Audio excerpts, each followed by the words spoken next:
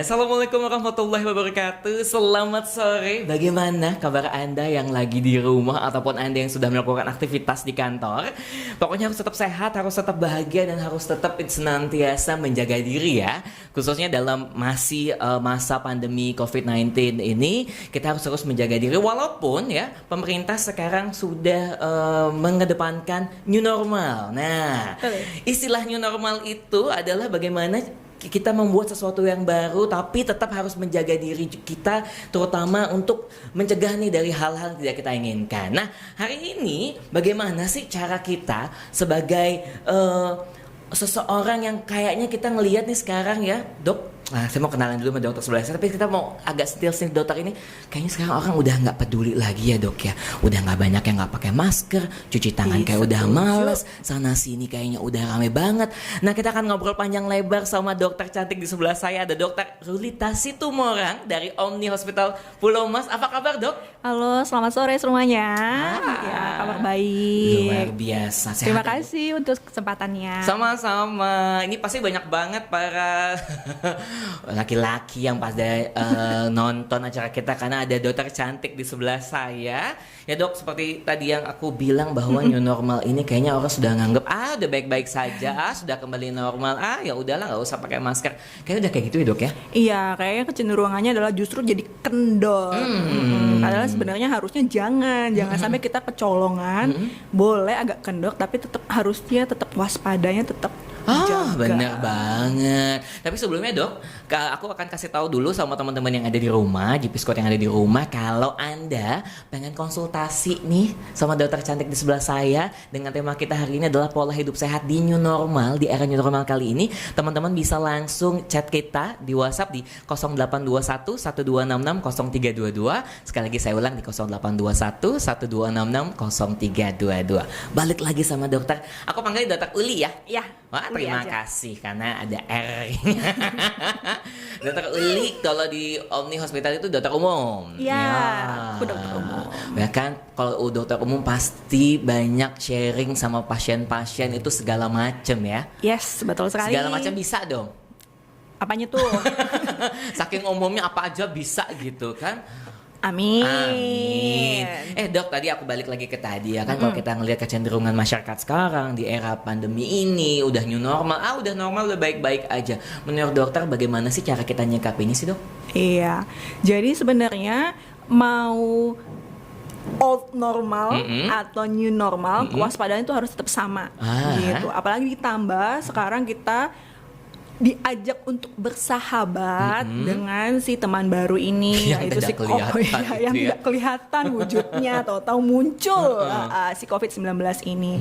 Sebenarnya prinsipnya adalah kalau new normal itu dengan keadaan ada virus ini yang sudah mendunia sekali, sudah pandemi, kita justru harusnya lebih waspada. Walaupun dengan peraturan-peraturan sekarang yang kelihatannya lebih longgar, tapi kewaspadaan kita nggak boleh lebih longgar daripada sebelumnya. Jadi tetap harus lebih waspada, tapi secukupnya, tidak berlebihan. Jadi bukan berarti over panik atau overthinking, tetapi tetap waspada. Benar banget ya, Dok, yang saya bilang tadi kayak teman-teman saya, udah nggak usah pakai masker lah, orang juga boleh. Kayaknya baik-baik aja gitu kan.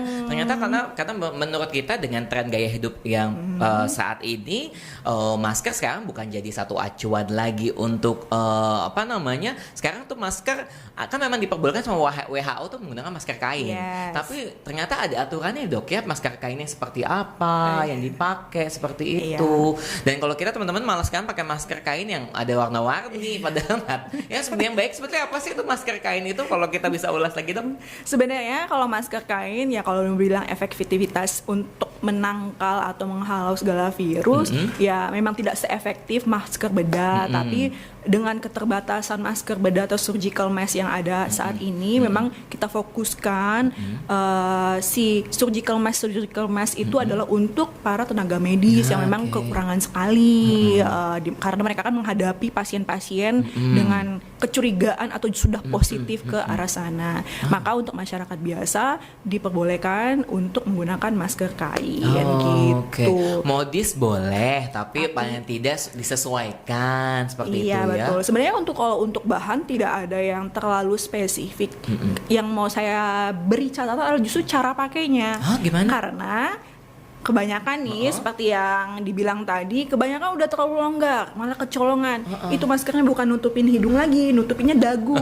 Iya. Aku bang, kadang masuk di kupingnya itu sleeping mask. Iya, masker buat tidur itu.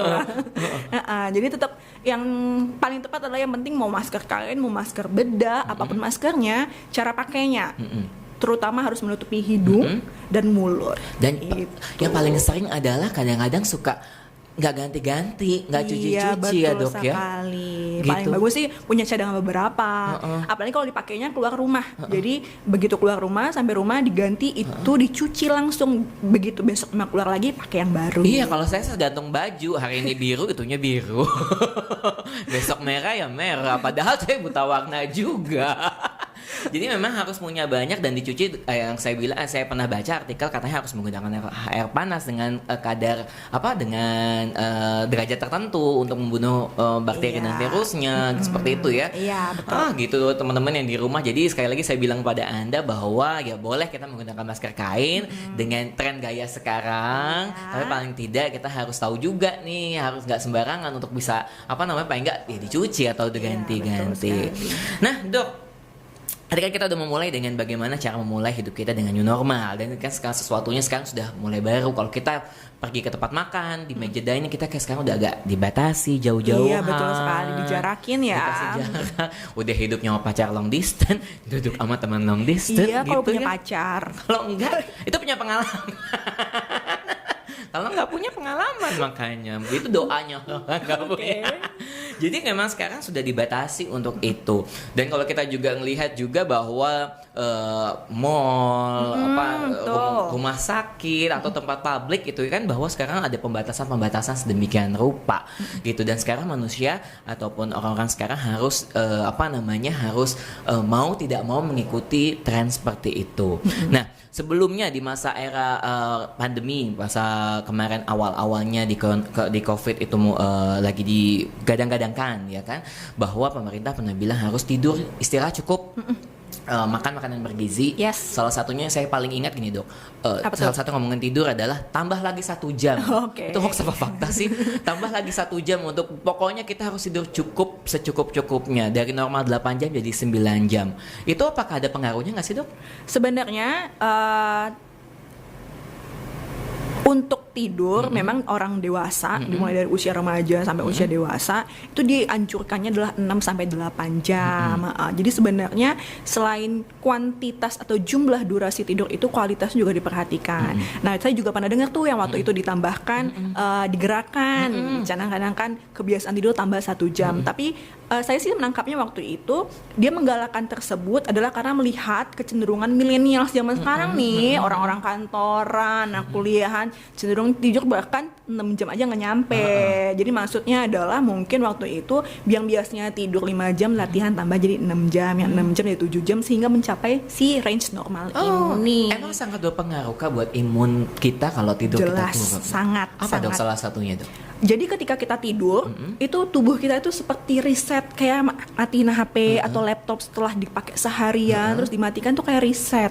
Jadi dia charging untuk menghadapi aktivitas barunya gitu. Jadi ketika kita istirahat yang cukup itu badan, metabolisme, sel-sel di badan itu kayak reset ulang untuk menghadapi peperangan besoknya. Iya betul. Kalau pemerintah sudah namanya 1 jam, saya nambah 12 jam ya. Pingsan namanya. Ya kan kalau kemarin kan digadang-gadang untuk menambah 1 jam untuk menambah pola istirahat kita. Dan kalau ngomongin juga tentang istilah bagaimana cara kita sebagai anak milenial sekarang kan ya ujung-ujungnya ke gadget, ujung-ujungnya ke gadget gitu kan. Itu juga bisa mempengaruhi pola gaya hidup kita nggak sih, tuh pola gaya kesehatan kita nggak sih? Terutama pada malam hari mau tidur tuh kayak nggak tahu benar atau enggak, katanya cahaya biru di handphone mampu mengganggu porsi istirahat kita. Itu betul nggak sih dok? Balik lagi ke yang sebelumnya saya bilang tadi. Jadi sebenarnya bukan cuman kuantitas atau jumlah durasi tidur tadi, tapi juga kualitas. Nah, itu main HP sebelum tidur, olahraga sebelum tidur, makan sebelum tidur tuh masuknya adalah mempengaruhi si kualitas tidur ini.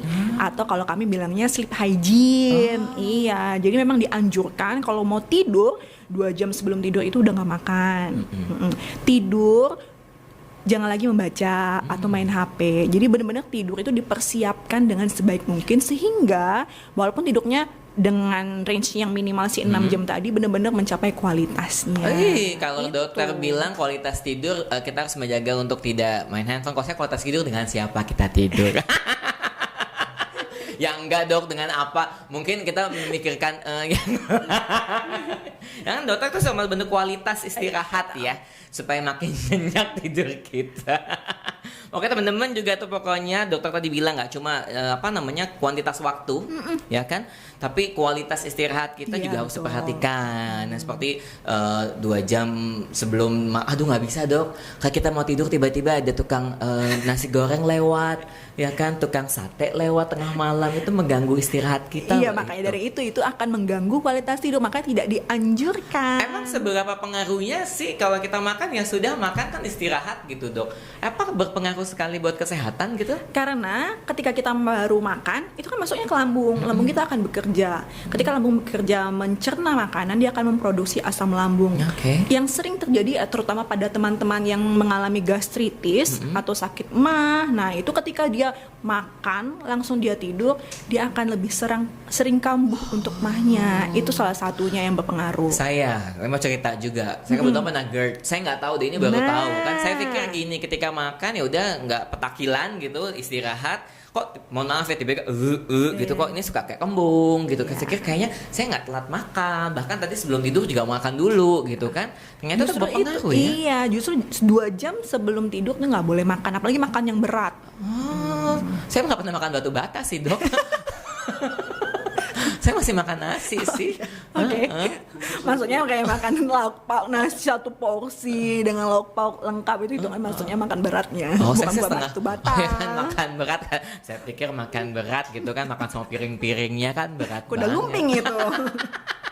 Ya, karena aku pikir kayak nggak tahu kan, kita mumpung ada dokter, teman-teman bisa langsung tanya. Karena aku pikir adalah ya udah habis makan ya istirahat aja gitu, karena pernah juga habis makan banyak aktivitas perutnya nggak nyaman, begah. Terus pikir ya udahlah habis makan dimalemin aja supaya habis makan istirahat gitu, supaya karena gini, ini kita balik lagi walaupun belum sesi mitos dan fakta, karena dulu kan berat badan saya tuh sangat kurus. Sekarang dulu saya pernah menginjak di berat badan 40-an.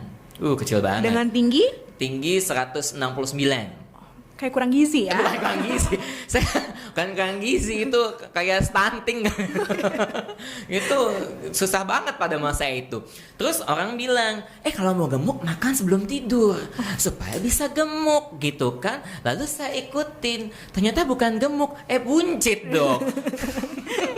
Sebenarnya bukan di waktu makannya yang harus ditambah atau didekatkan dengan tidur, tapi kalorinya kalau mau naik badan. Jadi kalorinya yang harus diperbanyak daripada kebutuhan kalori menurut berat badannya. Bocorannya sedikit nih, untuk perhitungan kalori itu setiap orang cara menghitungnya adalah 25 sampai 30 kalori per kilogram berat badan. Jadi contohnya berat badannya tadi 40, dihitung aja. Enggak, saya sekarang udah normal dong. Kemarin tuh udah bagus, udah oke, udah kamera look lah. Karena dulu ketika saya berat badan segitu, jangankan kamera dok, ya kan lampu aja langsung mati. Ada angin langsung terbang. Gitu. Jadi katanya konon makan sebelum tidur bisa bisa menggemukkan badan gitu. Konon kan kayak gitu. Ternyata enggak ya? Enggak. Kalau benar-benar mau menaikkan berat badan tapi dengan cara yang sehat loh ya. Itu. Jadi kalorinya yang ditambah, bukan cara makannya. Itu pun kalau memang mau menaikkan berat badan secara sehat, bukan cuman kalorinya yang ditambah. Harus lebih detail lagi diperhatikan kalorinya ini terdiri dari apa saja. Jangan kalorinya semuanya 100% karbo. Enggak, tetap ada perhitungannya. 60% karbo, 25% lemak, sisanya boleh protein. Gizi seimbang lah. Betul, 100. Nah, tadi kalau ngomongin tentang banyakan kalori, banyakan karbo, takutnya nanti lebih badan kita lebih bahagia ya, gitu kan? Nggak boleh body shaming, lebih bahagia takutnya. Dan kalau ngomongin tentang obesitas gitu, jatuhnya malah jatuh penyakit. Betul. Aktivitas jadi kita mengurangi aktivitas seperti betul itu. sekali. Nah, tadi Dok ngomongin tentang kalori yang baik dan normalnya itu hitungannya adalah sesuai usia, sesuai berat badan, ataukah sesuai dengan aktivitas kita sih hitungan kalori itu? Tiga-tiganya benar. Oke. Usia betul, tapi yang paling sering kita gunakan adalah satu tadi berdasarkan berat badan, karena perhitungan kalori seperti yang sebutkan tadi 25 sampai 30 kalori per kilogram berat badan.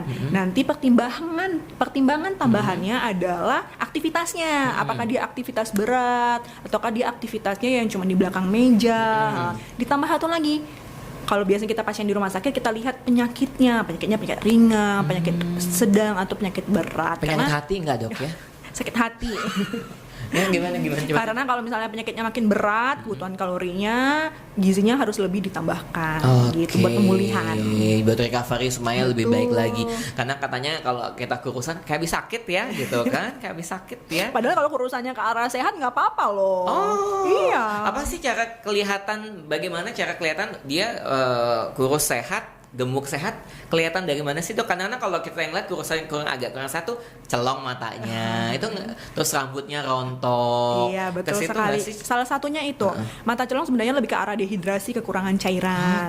Kalau rambut rontok betul biasanya penyebabnya adalah kekurangan protein. Orang yang dengan diet yang berlebihan, yang terlalu strict sekali, misalkan dietnya hanya cenderung fokus di satu nutrisi tertentu, misalnya lemaknya aja atau karbonnya aja yang dia kurangin atau dia banyakin, tapi lupa proteinnya tidak tercukupi. Nah itu biasanya efeknya kulitnya lebih kering, rambutnya rontok, banyak jerawatnya gitu. Jadi kurus tapi nggak sehat, kita ngelihatnya kayak nggak fresh itu. Oh, nah ini kita harus menjaga. Dan kalau ngomongin diet, teman-teman tahu juga ya batasannya seperti apa. Kan diet juga boleh, menjaga pola makan boleh. Nah, tentang gaya hidup menjaga pola makan, Dok, vegetarian nih banyak banget teman-teman saya vegetarian, bahkan ada yang vegan kan. Lagi happening. Iya, hype banget ya sekarang. Happening. Ada yang beneran vegan, ada yang cuma ikut-ikut arus. Kamu vegetarian? Iya, aku vegetarian. Tapi makan telur, minum susu gitu kan. Nah, itu vegetarian gimana, Dok? Apakah dalam dunia kedokteran diperbolehkan atau bagaimana sih? Sebenarnya kalau untuk vegetarian dianjurkan sih tidak, tapi kan kita nggak bisa benar-benar memaksakan karena ada kepercayaan tertentu atau kepercayaan tertentu yang memang pengikut-pengikutnya harus vegan gitu. Kalau memang dia menganut kepercayaan tertentu dan memang mengharuskan dia vegan ya nggak apa-apa. Tapi balik lagi tadi yang harus diperhatikan adalah mikronutrien dan makronutriennya harus terpenuhi dengan cukup. Jadi walaupun dia makannya plant based atau benar-benar udah dari nabati semua, nah seratnya harus cukup, karbonnya harus cukup, proteinnya harus cukup, lemaknya cukup, vitaminnya harus cukup gitu. Tuh, makronutrien apa tuh Dok? Boleh dijelaskan lagi tuh? Kayak itu tadi si karbohidrat, si protein. Itu mikro. Makro. Oh, makro, oke. Terus habis itu lemak, vitamin itu masuknya semua harus tercukupi. Dan kan ada juga beberapa mungkin ya kalau kita tahu restoran-restoran yang menyajikan vegetarian gitu kan atau vegan itu kan juga ada beberapa yang ini bisa menyerupai seperti daging, ada beberapa bumbu-bumbu yang seperti itu yang jadi orang vegetarian juga bisa menikmati, tapi mungkin unsur gizinya nggak dapet seperti itu ya. Tergantung, balik kita kan nggak tahu mereka bikinnya gimana, jadi itu off the record. Jadi tergantung mereka. Akan lebih baik sebenarnya kalau mereka memberitahu terbuat dari apa. Jadi kita lebih jelas mikronutrien terdiri dari apa saja. Tapi kalau benar-benar mau vegan ya nggak apa-apa, asal itu tadi kalorinya harus cukup. Satu, jangan sampai karena vegan jadi berat badan turun, kekurangan protein, nanti rambutnya rontok, kelihatan kuyu, kayak orang sakit lah kalau bisa dibilang. Saya nggak sakit kan Dok? Enggak, kelihatan ganteng kok. Ya alhamdulillah dia bilang ganteng. Biasanya tawa loh. Dok nih, tadi kan ada diet, kita ngobrolin tentang diet vegetarian. Ada juga diet karbo ya, lagi hype juga nih. Tapi saya nggak tahu benar apa enggak, tanya sama dokter, katanya dok, saya merasakan nih, kalau kita tidak atau kurang mengkonsumsi karbo, kita lebih sensitif dok, betul nggak sih? Jadi orang nggak makan nasi, hawanya ngomel mulu. Yakinnya karena gue kalau nggak makan hawanya ngomel gitu dok. Itu diet karbo seperti apa tuh dok? Diet karbo itu adalah mereka mengurangi jumlah karbonya. Oke. Iya. Ketika seseorang berusaha menurunkan berat badan dengan diet karbo, biasanya cenderungannya adalah kalau yang barbar nih ya, atau misalnya pengetahuannya kurang, karbonya benar-benar di stop. Contohnya benar-benar nggak makan nasi. Padahal biasanya makan nasi 3 kali sehari. Ada nasi itu adalah makhluk Tuhan yang paling seksi. Oh bukan Mulan Jamila. Nasi bagi saya nasi. Oke. Nah jadi ketika diet karbo, biasanya atau ada yang strict sekali, yang aliran sesat, tidak karbo sama sekali. Jadi makanya benar-benar protein, nabati hewani dan sayur-sayuran. Nah sebenarnya itu tidak terlalu dianjurkan karena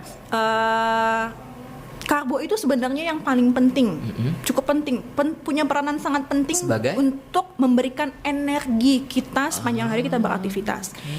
Sesuai anjuran dari Kemenkes, makanan karbo itu biasanya dibutuhkan atau anjurannya adalah 60% dari asupan kita selama 1 hari. Bayangkan lebih dari setengah gitu. Jadi tetap kita butuh karbo nih buat berenergi. Makanya kalau misalkan dari yang biasanya makan nasi jadi nggak makan nasi pasti lemes. Iya. Anjurannya adalah kalau memang mau diet karbo atau mengurangi karbo dengan tujuan mengurangi kalori supaya agak kurusan, karbonya yang kita ganti. Karbonya adalah karbo kompleks. Contoh jagung. Oh bisa. Orang Indonesia punya banyak banget yang namanya umbi-umbian, ubi ungu, ubi kuning, ubi cilembu. Karbo itu ya? Itu masuk dalam karbo. Walaupun kamu makan nasi, justru itu karbonya lebih bagus. Oh ini yang lagi hits juga.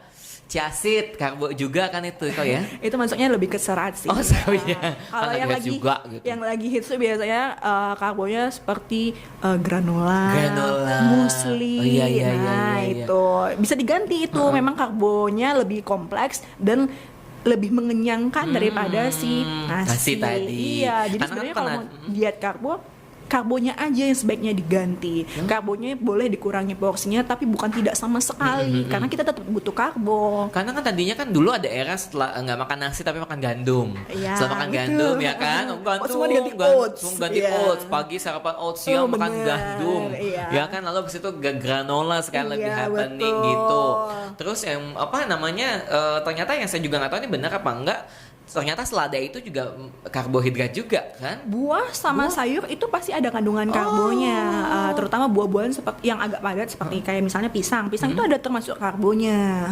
Jadi buah-buahan yang punya kadar gula tinggi itu akan menjadi karbohidrat atau sumber tenaga buat kita. Pantes gitu. Ya. Tempe walaupun dia protein, tapi tetap punya peranan atau sumbangsi untuk menyumbang karbo di tubuh kita. Ini luar biasa banget ini ya. Ternyata buat teman-teman jangan pernah meninggalkan namanya karbohidrat. Tapi jangan over. Waktu itu saya pernah cerita sama salah satu dokter bahwa di era ibu saya waktu kita masih SD kan, waktu kecil suruh bawa 4 sehat 5 sempurna ya dok ya. Sekarang udah enggak. Iya. Itu udah jadul. Dibawa 4 sehat 5 sempurna, dibawa nasi, lauknya perkedel, lauknya lagi mie goreng, lauknya lagi bihun goreng. Itu semuanya apa dok? Karbo. Ya kan dulu. Jangan sedih, saya dulu kayak gitu. Benar. Ternyata ibu saya bilang, ayo makan nasi ini pakai lauk. Lauknya mie, lauknya perkedel kentang karbo. Luar biasa ibu-ibu kita ya. Terus makan mie pakai nasi. Iya benar. Dulu saya juga berangkat sekolah, berangkatnya makan nasi pakai mie. Katanya ayo makan nasi pakai mie supaya kenyang. Yang kenyang sama perutnya biar nggak panas. Apalah ibu. Tapi memang orang tua kita seperti apa, sekarang dengan banyaknya edukasi, ilmu betul ya. Yang dulunya 4 sehat 5 sempurna sekarang udah ditinggalkan. Sekarang bukan 4 sehat 5 sempurna lagi, tapi pakai gizi seimbang. Terus ada istilah dimakan tuh isi piringku ya. Iya betul, kalau dari Kemenkes ada acuan isi piringku. Setengahnya buah dan sayur, seperempatnya baru protein, seperempatnya lagi karbo. Kalau saya mah isi piringku semuanya karbo. Karena nggak bisa nggak makan nasi. Ya nggak apa-apa, makan nasi tetap, cuman mungkin porsinya yang harus lebih sedikit daripada sayur-sayuran sama buahnya. Tuh, jadi kalau kalian ke warteg jangan nasi 1 porsi setengah aja ya. Apalagi kalau ke kondangan. Oh, iya. Iya, itu juga biasanya nasinya lebih banyak. Enggak, saya kalau kondangan makan nasi setengah, sisanya bungkus. Ini ada yang tanya dok ya buat Iya, teman-teman boleh. yang ada di rumah. Pokoknya ini seru banget sama Dokter Uli. Pokoknya teman-teman boleh langsung chat kita di WhatsApp kita di 0821 1266 0322. Ini ada yang nanya tapi aduh nggak ada yang namanya ya. Ini kayaknya secret admirer-nya dokter. Bu dokter, prakteknya jam berapa aja di Omni? Ya ampun, dia pengen banget datang. Ini dari seorang laki-laki mungkin ya, karena dia dia nggak ada ini yang fotonya siluet. Dokter di Omni Hospital Pulau Mas ya? Iya, Dok? saya di Omni Hospital Pulau Mas. Setiap hari apa aja adanya? Setiap hari ada. Setiap hari ada. Saya tugasnya di ruangan, di bangsal. Sebaiknya sih jangan ketemu saya. Kalau ketemu saya berarti masuk rumah sakit. Oh, iya, udah rawat inap Iya, ya? udah rawat inap. Kayaknya dia pengen sengaja deh dok, kayaknya deh ya. Kamu jangan ya, jangan kecari dok. Nah ini ada lagi nih dok. Dok, aku ya ampun. Apa? Dok, hai dokter, kayak harapan masa depan aku ya, suaranya bikin aku semangat. Terima kasih. Aku loh yang harusnya bilang makasih. bener Oh ya, terima kasih. Adalah dok Andi, namanya Andi. Oke. Aku Andi Hai, Andi. Peconongan. Mau nanya dong dok, makan nasi terus apa bener nggak bagus? Kan waktu kecil kita malah suruh banyak makan nasi sama ibu kita. Tadi baru kita bahas. Jelas deh dok, apa makan nasi terus kata orang tua, ayo makan nasi, nggak makan nasi gitu katanya. Dikit-dikit nasi. Itu sehat gak sih dok sebenarnya? Nasi tetap sehat. Nasi selain mengandung gula, dia punya vitamin juga di dalamnya. Dan balik lagi seperti yang saya bilang tadi, tubuh kita tetap butuh karbohidrat. Cuman balik ke porsinya. Jangan nasinya 3/4 piring, lauknya semacam sedikit. Jadi nasinya lebih dominan. Itu yang bikin sebenarnya nggak sehat. Tapi kalau misalnya tetap makan porsi nasinya 1/4 piring, setengahnya sayur dan buah, 1/4-nya lagi protein entah hewani atau nabati. Nah, itu bagus. Iya. Jadi sebenarnya sesuai acuan Kemenkes itu untuk gizi seimbang itu adalah 4. Yang pertama adalah makannya harus berbagai jenis beragam. Jadi jangan terpatok pada satu jenis. Nasi. Nah, itu yang nggak bagus. Atau misalnya nasi sama ikan tiap hari, nasi sama ikan walaupun ikan sehat, tapi itu nggak terlalu bagus karena nggak akan mencukupi kebutuhan berbagai vitamin dan mineral yang tubuh kita butuhkan. Hanya ada protein iya, ya. Betul sekali. Dan proteinnya itu aja. Lebih bagus diseling-selingin sama yang lain gitu. Jadi harus mencukupi dengan berbagai olahan yang lain. Selain juga tadi kita ngomongin tentang asupan gizi, kan ini tentang pola hidup sehat. Jangan lupa juga tetap berolahraga. Betul sekali. Aktivitas olahraga apa sih dok yang baik? Apapun, dari yang low intensity sampai high intensity itu bagus. Yang penting prinsipnya adalah kitanya tetap aktif dan berolahraga. Tapi catatannya adalah pekerjaan rumah tangga nggak hitung olahraga ya. Biar udah ngucek 1 jam itu bukan. Biar udah ngepel 3 kali keliling rumah bukan olahraga. Olahraga itu adalah saya mikir ternyata nyuci ngepel olahraga juga. enggak termasuk. Jadi yang dimasuk olahraga adalah pokoknya sudah terprogram aktivitas fisiknya dan dilakukan secara rutin. Untuk durasinya sebenarnya Pak targetnya adalah 150 menit per minggu. Nah, ini itu tinggal balik ke kitanya. Kita mau sesempatnya kan contohnya seperti orang-orang sibuk nih, seperti Saya sibuk di jam segini doang, dok. tinggal kita bagi dalam seminggu itu mau dibagi 150 menit ini jadi 3 atau 5 kali. Kalau mau dibagi 3 kali ya berarti jadi 1 kali olahraga sekitar 50 menit atau 1 jam. Kalau misalnya orang sibuk nih yang nggak sempet lama-lama kalau olahraga ya udah 30 menit tapi seminggu 5 kali gitu. Jadi balik ke kitanya bisa disesuaikan, yang penting sekitar 30 menit sampai 50 menit harus hari. gerak dan olahraga. Iya. Nah, saya juga kan lagi ya kemarin sempat menggembul karena di rumah aja ya kan, sempat bahagia lah, sempat di rumah aja. Terus berpikir bahwa biasanya kan saya kan renang, olahraga kardio Saya nggak pernah, kita mau sedikit curhat sama dokter. Saya dulu nggak pernah lari, ataupun nggak pernah lari karena waktu pas saya kurus dulu, ada satu teman bilang jangan lari karena lari bikin makin kurus nih gitu.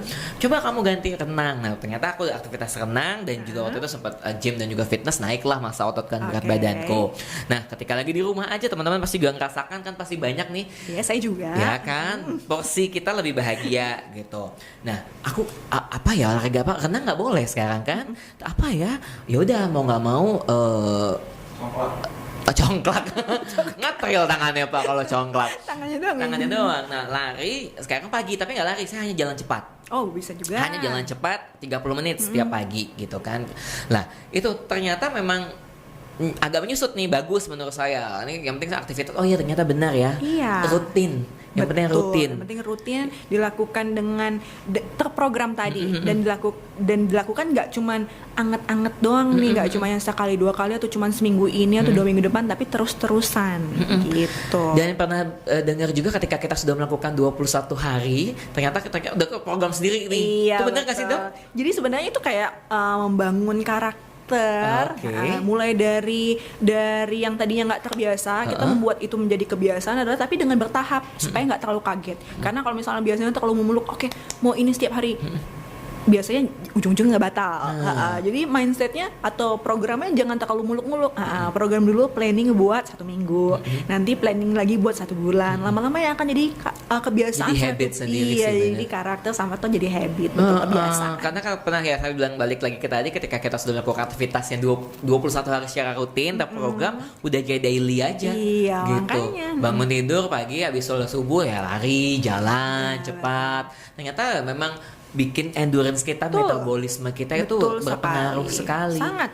Oke. Tapi Dok, ya bener nggak sih? Apa bener ketika orang kurus itu nggak boleh terlalu banyak kardio gitu? Bener nggak sih? Nggak benar. Itu katanya nggak boleh lari ya, nanti makin kurus. Atau olahraganya yang lain. Kardio itu apa aja sih Dok? Olahraganya lari, terus renang juga ya. Renang nggak termasuk kardio biasanya. Kalau yang termasuk kardio itu macam kalau yang sekarang tuh yang banyak combat, zumba, itu masuknya lumayan kardio. Nah ini nih pertanyaan bagus juga nih Dok. Menurut dokter kan banyak aktivitas yang dokter bilang tadi, kalau orang-orang sibuk sebisa mungkin membagi waktu olahraga 30 menit. Ya. Ketika kita sudah sibuk, ini lagi hits juga nih, ya kan, walaupun sudah tutup nih, zumba, combat, workout, bar, segala macem. Terus aktivitas karena saking sibuk baru berolahraga pulang kantor, malam hari. Yang baik itu aktivitas olahraga itu di pagi atau malam hari sih Dok? Sebenarnya mau pagi atau malam hari sebenarnya dua-duanya baik. Cuman balik lagi yang tadi kita sempat bahas di awal, bahwa sleep hygiene itu atau untuk kualitas tidur yang baik tidak disarankan olahraga berat sebelum tidur. Jadi sebaiknya nggak disarankan kardio sebelum tidur, karena ketika kita kardio, wah jantungnya cepet banget, metabolisme lagi high banget tuh. Jadi tidak dianjurkan dilakukan sebelum tidur. Tapi kalau misalnya olahraganya macam kayak pilates, atau yoga, itu kan yang cuman stretching atau bikin relax lah, itu masih boleh. Saya olahraga balesin WhatsApp. Kan jempol. Itu olahraga jempol. Oh gitu, karena kan ya nggak tahu sih, banyak orang yang bilang juga aku olahraga malam supaya pas pulang udah capek tidur gitu kan.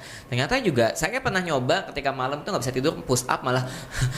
Iya memang, karena kan efek olahraga pasti akan masih ada minimal sejam, bisa 30 menit sampai sejam setelah olahraga, itu metabolisme masih tinggi sekali. Walaupun sudah mandi kita pasti akan tetap keringetan, jantungnya masih cepat. Nah itu yang bikin biasanya kualitas tidurnya berkurang. Bener banget. Kalau mau olahraga malam ya boleh, tapi jangan mendekati jam tidur. Jadi misalkan pulang kantor jam 7 ya langsung olahraga. Jadi sehingga bisa tidur jam 9, jam 10 gitu. Buat teman-teman statement itu ya. Jadi olahraga malam nggak apa-apa asal jangan mendekati waktu tidur. Iya, betul. Nah, ini ngomongin tentang waktu tidur kita untuk menjaga pola sehat hidup kita. Benar nggak sih, Dok? Ini saya sih Dari tadi banyak cucolnya iya, emang kayaknya. ngomong ada dokter kece di depan kita sini. Dok, bener nggak? Tidur nggak apa-apa, yang penting 8 sampai 6 jam. Ya udah aku tidur jam 1 sampai bangun jam 8 pagi. Oh ya udah aku tidur jam 3 bangun jam 9. Oh ya udah 3. Jadi pola tidurnya yang penting Iya, 8 jam. Itu bener nggak sih, Dok? Enggak. Yang penting 8 jam. Yang penting 6 jam gimana tuh, Dok? Ya itu yang kurang tepat. Balik ke tadi kualitas sama kuantitas. Jadi nggak cuman asal 8 jam atau asal 6 jam, tapi harus dipikirkan kualitasnya. Kualitas ini salah satunya berkaitan sama irama sirkadian atau ritme lah bahasanya. Oke. Ritme di badan kita. Badan kita itu ketika malam dia seperti terset karena memang dari dasarnya dari sana. Saatnya off. Oke. Saat istirahat. Iya, jadi metabolisme itu adalah metabolisme saat tidur, bukan untuk melek atau untuk berjuang bangun. Iya, jadi bagusnya kita tidak melawan irama sirkadian kita. Oke. Karena kita pikir kan ya udah ya 8 jam saya nggak bisa tidur nih jam 9 nggak bisa, Dok. Jam 10 nggak bisa. Ya udahlah jam 1 terus bangun jam 8 pagi. Yang penting 8 jam. Sama aja. Ya, itu nganggur. Itu hidup Anda nganggur mungkin ya. Ya, jadi emang nggak bisa sembarangan seperti itu. Iya, Oh, karena kalau misalkan kita set seperti itu akan melawan irama sirkadian yang pada dasarnya akan membentuk irama sirkadian atau pola yang baru. Sedangkan itu pasti hanya terjadi sementara. Oke. Nanti akan dibalik lagi kapan-kapan tidurnya jadi jam 9 jam 10 lagi. Jadi tidak bagus kalau misalkan polanya tidak pada keteraturan. dan mulai dari situ awalnya mulai untuk insomnia bisa Yes, jadi bisa ya. jadi salah satu Gangguan resiko. tidur. Oke, Dok. Kita balik lagi ke pertanyaan. Saya Gunawan dari Bekasi. Ya, Halo jauh. Mas Gun. Halo Mas Gun di Bekasi. Bicara tentang karbohidrat, ini kayaknya MC nih.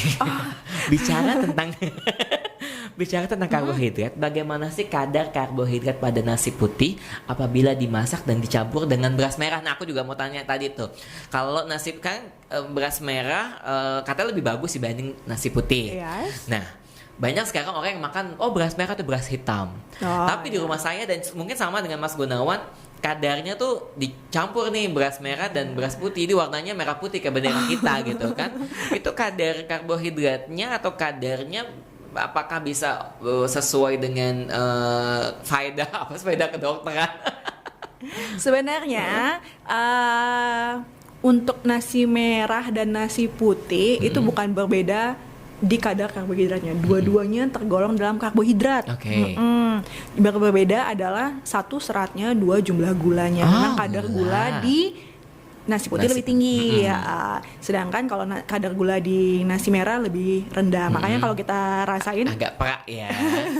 nggak semanis Nggak atau nggak semanis, seenak sayang. kalau kita ngunyah nasi putih polos tuh rasanya enak banget ya. Beda sama nasi merah. Bedanya cuma di situ. Tapi memang bagusnya nasi merah adalah dia seratnya agak lebih tinggi. Bedanya di gulanya sih. Makanya nasi merah itu paling bagus sekali untuk mereka yang memang mau diet atau terutama mereka yang punya penyakit seperti diabetes. Tapi nggak masalah ketika kita mau beralih, misalkan mau latihan beralih ke nasi merah tapi merasa belum cocok nih lidahnya, karena seperti yang saya bilang tadi gulanya nggak sebanyak si nasi putih, jadi lebih nggak seenak nasi putih. Nah, boleh nggak apa-apa dengan cara dicampur, tapi nanti lama-lama perpaduan atau proporsi nasi merahnya ditambah Lebih banyak. sehingga lebih banyak daripada nasi putih. Kalau saya mungkin itu pas upacara 17-an kita pakai nasi merah nasi putih ibu saya biar bagus. Mana kok dicampur? Bukan karena sehat. Nasi merah mahal, campur aja yang putih. Ibu-ibu begitu. Betul, ekonomis dong. Jadi gini, jadi Mas Gunawan aku ulas. Jadi ternyata bukan kadar karbohidratnya. Karbohidrat tetap ada, cuma kadar gulanya. Iya, betul sekali. Dua-duanya tetap karbohidrat. Oke. Karena tetap nasi itu prinsipnya tetap masuk dalam karbohidrat. Cuman yang biasanya membuat nasi merah lebih dianjurkan adalah kadar gulanya yang lebih rendah dibanding si nasi putih. Oke, jadi buat teman-teman yang mau diet gula ya, diet gula istilahnya ya, beralihlah ke Diet karbo diet lah kalau kita karbo. bilang, karena biasanya gula itu ujung-ujungnya menjadi sumber karbo juga di badan kita. Jadi energi soalnya. Nah dok, ngomongin gula dan energi, jadi habis makan karbo, minum es teh manis itu Double itu. double mah. energi ya. Aturannya adalah seperti yang saya bilang tadi, karbo itu adalah 60%. 60%. Atau selama satu hari 3-4 porsi. Oke. Apapun itu karbonya, mau nasi, mau umbi-umbian, mau singkong, mau biji-bijian, itu 3-4 porsi. Sedangkan kalau gula itu batasannya adalah maksimal 4 sendok makan satu hari. Sedangkan yang agak bikin kecolongan itu adalah masak numis sayur pakai gula. Masak ini pakai gula. Beli boba-boba Saya mau pakai ngomong, gula. saya udah Iya. saya dia diet gula nih, udah Tapi- GoFood dulu. Nah iya, jadi yang dihitung 4 sendok makan satu hari itu nggak cuman minuman tambahan seperti manis-manisan itu, tapi harus diperhitungkan juga gula-gula dalam masakan, setiap masakan yang dikonsumsi satu harian itu. Iya, apalagi Gitu. saya orang Jawa, Nah, masak manis-manis. sambel aja pakai Pakai gula. Mak nonton nggak? Mak gue nonton nggak? Mak kok manis? Jangan sedih, sayur asem pakai Pakai gula. gula. Biar asem Anda orang Jawa, ibu saya orang Jogja. Ya kan, karena memang orang Jawa memang manis kayak manis-manis Ya, kan. cuma orang Jawa, semua orang Indonesia. Semua masakan rata-rata Harus pakai pakai garam, gula. gula. Dan yang memang kebetulan juga saya kan kebetulan ayah punya Diabetes. riwayat diabetes, jadi sekarang saya mencoba untuk enggak mengkonsumsi gula lebih. Jadi memang kalau mau teh ya pahit aja atau setengah sendok teh cukup, setengah sendok teh cukup gitu. Terus ya kalau bisa mungkin kalaupun mau minum yang manis cari jus buah. Tapi ya memang yang nggak pakai gula sama sekali gitu. Karena yang merasa juga gitu kan, kayak takut lah udah usia, walaupun usia masih 19 tahun ya gitu kan. Oh, baru 19 tahun. 19 tahun. Oh, luar biasa. Ya kan kalau amazing. dokter kan sama yang lain manusia normal usia naik, saya maju mundur. Tergantung keinginan hati saya. Oh, oke. Luar biasa ya, Jadi mau harus juga dong. terus awet muda. Jadi memang langkah baiknya adalah ketika kita mengkonsumsi sesuatu, kita harus tahu kadar yang baik seperti apa. Betul. Gitu ya dok ya. Jadi nggak sembarangan. Saya nggak minum ini kok, nggak minum yang manis-manis, tapi ternyata semua masakan yang kita konsumsi sudah manis seperti itu. Oke, balik lagi mau ke chat, tapi mau informasi dulu sama teman-teman. Bagi teman-teman yang mau tanya bisa langsung di 0821 1266 0322. Saya langsung bacakan 2 pertanyaan ya dok. Oke, boleh. Dok, aku Ratna dari Bogor. Halo, jauh banget dari Bogor. Ini kita nonton sampai US dok. Oh, luar biasa. Hello. Saya nonton sampai US. How are you? Ini ada translate-nya. Oke. Oh ya, bilingual ya. Bilingual. Ada juga teman-teman sahabat tuli juga di sini yang membantu gitu. Terus? Jadi dok, aku Ratna dari Bogor mau tanya, semoga membantu. Ya Iya. pasti ya, kalau nggak membantu tolong cari asisten rumah tangga aja boleh. Anakku umur 3 tahun, tiba-tiba pola tidurnya jadi berubah. Tidur menjadi sore, nggak siang. Tidurnya dari tidur siang jadi tidur sore, mungkin seperti itu. Oke. Dan malam jadi susah tidur karena Iya, tidurnya sore nih. iya, betul sekali. Habis isya baru bangun. Apakah itu normal dok? Gitu. Pertanyaan pertama, jadi apakah tidur normal anak-anak dari tidur siang tiba-tiba jadi tidur sore? Lalu berikutnya ini dari Pak Yanto. Pak Yanto, tulisannya Pak Yanto. Dok, penyebab gangguan tidur itu apa ya? Beberapa hari ini saya susah tidur dan kualitas tidur saya jelek banget. Tiap 2 jam kebangun. Nah, jadi ada Pak Yanto yang entah dari mana, dan tadi Bu Ratna dari Bogor. Sama-sama nih posisi tidur nih. Oke. Posisi tidur anak yang Anak sama sendiri sama sendiri-sendiri. Oke. Pertama yang kita bahas yang Ibu Ratna, dari Bogor anaknya ya. nih. Jangankan anak-anak, kalau orang dewasa pun itu tidak baik. Karena balik ke yang tadi, irama sirkadiannya berubah. Bagusnya adalah kalau memang membiasakan anak punya tidur siang, kita yang mengarahkan si anak tersebut. Karena anak itu sebenarnya tergantung daripada kita. Oke. Kita yang bisa mengatur atau mengarahkan anak-anak kita. Jadi diarahkan atau diajak dilatih tidur di jam-jam tidur siang seperti jam 12 atau jam 1, dan diusahakan tidurnya tidak itu kan hanya napping, hanya istirahat sejenak. Jadi jangan berlebihan, jangan sampai tidurnya 5 jam, 6 jam yang baru bangun kemudian setelah maghrib. Jelas itu akan mengganggu pola tidur untuk malam harinya. Jadi lebih bagus skip tidur siang agar tidur malamnya perbaikan gitu. Jadi menjaga kualitas ya. Iya, ya. Karena sebenarnya kualitas yang harus diutamakan adalah kualitas tidur malamnya. Jadi kalau misalnya tidur siang terlalu telat, justru harus mendingan lebih baik kita skip aja supaya kita capai goal untuk tidur malamnya kembali ke irama seperti semula. Atau kalau bisa diusahakan, dicari cara dari orang tua yang mengajak, dipok-pok mungkin, didampingin saat tidur dari siang gitu, tidurnya siang sehingga 2 jam atau 3 jam kemudian sudah bangun, jangan sampai ke sore ya, sehingga tidak terlalu dekat untuk jam tidur malamnya. Karena juga kalau kita bilang anak kecil porsi tidurnya lebih banyak dibanding kita ya harus betul ya. Sekali. Tapi itu tetap hitungannya adalah tidur malamnya yang harus diutamakan, apalagi anaknya sudah bukan bayi. Nah ini kalau Pak Yanto ini ngaruh juga nggak sih dok ketika malam terbangun mungkin aktivitas sebelum tidur banyak minum air putih kan, kadang-kadang sering sering bolak-balik ke kamar mandi ataupun pengaruh stres, karena pernah saya baca ketika tidur gelisah bangun itu bisa mengaruh ke situ nggak sih dok? Ada faktornya. Selain sleep hygiene tadi, mungkin yang bisa Bapak koreksi, Pak Yanto koreksi, apakah sleep hygiene Bapak sudah baik keadaannya? Seperti yang tadi saya bilang, sebelum 2 jam sebelum tidur tidak makan besar, tidak minum terlalu banyak, tidak olahraga berat, hindari membaca buku atau main HP sebelum tidur, dan ciptakan suasana tidur yang senyaman mungkin. Apakah Bapak tidurnya pakai lampu yang hidup, yang nyala, atau lampu yang dimatikan? Dalam suasana terang atau gelap itu terserah. Tapi sebenarnya sih dianjurkan dalam keadaan yang gelap supaya lebih maksimal. Yang selanjutnya adalah jauhkan handphonenya jauh-jauh. Matiin sih. Matiin kalau boleh. Betul. Sama tadi bisa juga jangan minum terlalu banyak supaya jangan memancing kandung kemihnya full selama aktivitas tidur. Jadi bangun, jadi mengganggu pola hidup kita, pola tidur kita, seperti itu. Ditambah memang tidak bisa dipungkiri ada faktor psikis yang bisa mempengaruhi ketentraman tidur. Jadi memang dianjurkan harus rileks sebelum tidur, berdoa, jauhkan pikiran-pikiran yang tidak perlu, fokus tidur aja supaya tidurnya lebih berkualitas. Karena kan juga dengan masa seperti sekarang, ketika mungkin banyak pasti orang banyak yang kecemasan, beban pikiran semakin banyak karena mungkin banyak keluarga kita, teman-teman kita yang banyak yang tidak punya aktivitas pekerjaan. Jadi banyak ketika porsi tidur mereka yang malam harus tidurnya normal, jadi terganggu dengan pikiran seperti itu ya dok ya. Ya mungkin ya bisa dibantu dengan cara kita lebih dekat dengan Tuhan lah ya. Dan ciptakan suasana tidur yang benar-benar bikin Bapak nyaman.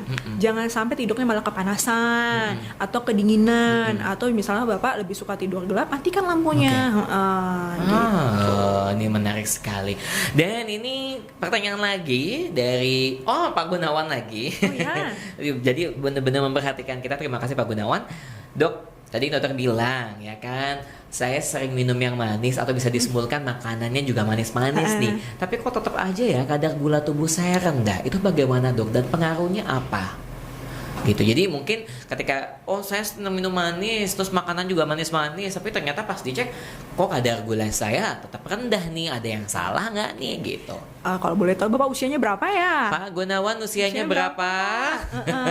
Karena sebenarnya metabolisme gula di badan kita itu tidak hanya tergantung asupan gula. Jadi ketika kita makan gula nih, badan kita ini pintar sekali, Tuhan ciptakan sudah sangat sempurna. Ada insulin yang memetabolisme badan kita, gula di badan kita supaya gulanya itu terserap, cepat diserap yang kita makan, masuk ke dalam darah, langsung diambil digunakan ke sel-sel atau jaringan-jaringan di badan kita. Mungkin sekarang insulin Bapak masih oke karena pankreasnya masih bagus, karena masih fit nih. Sekarang masih oke, tapi sangat tidak dianjurkan dengan kebiasaan konsumsi gula tinggi ini untuk diteruskan jangka panjang, karena nanti semakin usia bertambah, ketika tubuh semakin tidak terlalu fit, tidak se-fit sekarang, mungkin gangguan organ-organ sudah tidak se-fit saat muda. Jangan dipupuk ya. Iya betul, bisa jadi di kemudian hari jadi gangguan. Ini usianya 27 tahun, masih iya, muda. masih muda. Oke dok, ini pertanyaan-pertanyaan yang luar biasa dari para pendengar kita dan juga pemirsa di rumah. Kita ke sesi berikutnya, yuk kita bermain mitos atau fakta. Dan teman-teman, kita akan lihat ini dari beberapa pertanyaan yang sudah masuk mengenai mitos dan fakta tentang pola hidup sehat. Pertanyaan pertama, betul. Apakah semua makanan organik itu sehat? Mitos atau fakta? Gak bisa mitos, gak bisa fakta, karena itu semua tergantung seberapa organiknya dia. Banyak sekali sekarang kalau saya perhatikan mengklaim organik, tapi sebenarnya dia nggak organik. Gitu. Jadi hati-hati. Sama juga nih mengklaim vegan atau gluten free. Gluten free. Iya, itu yang lagi hype sekarang kan. Kalau bisa dijamin dia beneran organik, ya sehat, gitu. Tapi kalau ternyata hanya judulnya saja yang organik, berarti ya hanya mitos. Gitu. Jadi semua tergantung prosesnya dia apakah betulan organik atau tidak. Jangan kita nggak tahu bagaimana cara penanamannya dan lain-lain, ya kan. Pertanyaan kedua, minuman jus sama bermanfaatnya dengan buah itu sendiri? Jus yang dibikin sendiri atau jus yang kotak? Nggak tahu, pertanyaannya itu aja. Yang mungkin bisa dijelaskan dari dua minuman jus sendiri atau jus kotak. Baik lagi tergantung ini. Kalau misalnya dibilang jus yang kotak, itu mitos. Itu mitos. Ya, kalau jus yang dibikin sendiri, benar-benar diolah sendiri yang dari buah segar, itu fakta. Tapi diminum dengan serat-seratnya, maksudnya bukan prosesnya, bukan blending, bukan blender, tapi juicer. Ya, tetap sehat karena vitamin tetap ada. Cuman mungkin paling bedanya di seratnya doang. Kalau kita pakai juicer, seratnya nggak ikut. Nah, tapi kalau blending atau blender, dia pasti akan ikut seratnya. Tapi vitamin tetap dapat. Gitu. Asal jangan jus yang kotak-kotakan, karena itu biasanya kadar gulanya hanya sedikit, nggak nyampe 50%, hanya tinggi di gulanya aja. Kalau saya minum jus sehat dok, di blend tapi ditambah susu kental manis, ditambah gula juga dikit, nggak ya itu ya? Itu sama juga nggak sehat. Baiklah, terakhir deh, ini hoax atau fakta? Makan setelah jam 6 sore tidak baik untuk kesehatan, terlebih untuk yang sedang program diet. Nah, betul. Mitos. Kenapa tuh dok? Balik ke yang tadi awal-awal kita sempat bahas, prinsipnya kalau memang betul mau diet, bukan jam atau frekuensinya, tapi yang dilihat adalah keseharian full. 1 hari 24 jam. Kalau memang mau diet, bukan berarti dia nggak makan di atas jam 6, nggak apa-apa makan, tapi apa yang dimakan, itu yang lebih penting dia perhatikan. Jadi ketika kebutuhan kalori hariannya sudah tercukupi, sebaiknya ketika dia lapar di atas jam 6 ya nggak apa-apa makan, tapi makannya yang seperti buah, sayur, hanya untuk mengisi perut, bukan untuk benar-benar mengenyangkan, karena kebutuhan kalorinya sudah terpenuhi. Bagi mereka yang beneran mau diet gitu. Buat teman-teman tuh yang mau diet, nggak apa-apa makan jam 6 asal memang kita tahu kondisi tubuh kita itu ya bagaimana. Oke dok, ternyata kita nggak nyangka udah mau 1 jam ya. Masa? Iya tuh, langsung disuruh langsung anak mau datang lagi ya. Boleh. Ini nanya laki-laki semua. Mungkin lagi nonton ya bapak-bapak ini, bapak-bapak lagi nganggur semua nih di rumah. Ini ada yang nanya, tapi masih ada waktu nggak ya? Boleh sedikit ya, kalaupun masih boleh. Apa tuh? Dari superstar, ya ampun, ada mungkin selebriti dunia ya chat kita, tapi kok baiklah dok, kalau tidur pakai wewangian yang saat ini lagi tren tuh yang ada uapnya, bagus nggak sih buat tidur, atau bisa kedepannya membuat paru-paru tidak bagus? Anda tidurnya disemprotin minyak wangi atau dikerukupin atau bagaimana? Yang ada uap, jadi uap sebelahnya tuh pakai humidifier itu ya. di sebelahnya itu gimana saya? Kalau saya perhatiin kayaknya yang lagi in salah satunya adalah penggunaan essential oil itu ya, iya. yang diuap jadi. Tapi kan itu nggak langsung ke muka ya, nggak langsung ke hidung, hanya ke ruangan aja. Itu nggak apa-apa sih, nggak masalah. Selama itu membantu membuat Bapak lebih rileks. Tujuannya sebenarnya nomor satu tuh itu.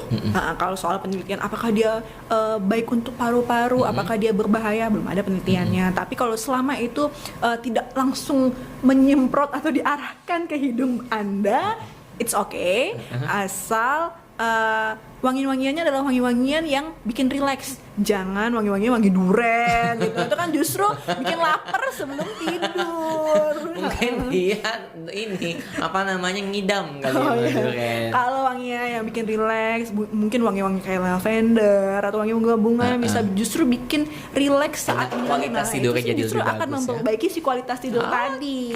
Nggak apa-apa ya jadi ya. Asal jangan disentorin langsung di muka ya. Ya mungkin dia mau biar mimpinya wangi, Dok. Mimpinya mau jalan-jalan. Jadi dia ada pewangi di sini biar dia cium biar wangi. Oke, Dok, sebelum kita mengakhiri episode kita tentang pola hidup sehat di New Normal kali ini, boleh nggak sih, Dok, kasih pesan-pesan sama pemirsa di rumah untuk yuk kita jaga hidup kita, yuk kita jaga pola hidup kita supaya tetap sehat. Monggo silakan.